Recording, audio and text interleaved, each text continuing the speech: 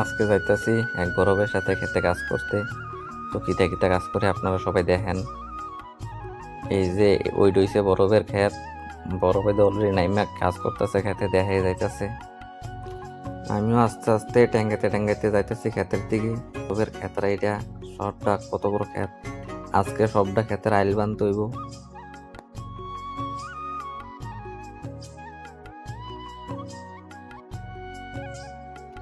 আমি ওইদিকে একজন ক্যামেরাম্যান পাইলাম, কইলাম ভাই একটু ভিডিও করে দিয়ে যান খেতে নামি।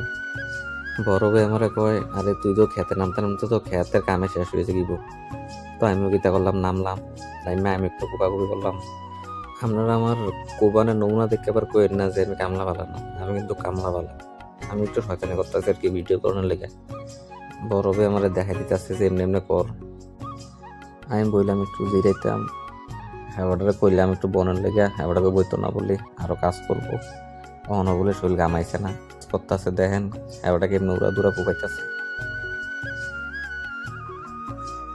আমাদের ক্ষেতের কাজ শেষ, হাইটটা দেখতেছি ক্ষেতটা কিরকম লাগে। আপনারাও দেখেন আমাদের সাথে সাথে ক্ষেতটা কিরকম লাগে। হাত পা ধুইতেছে, আমারও কইছে ধুইতে, আমি ধুইছি না, আমি কই থাক আপনি দোন। এই যে দেখেন ক্ষেতটা আমরা যে কাজ করছি।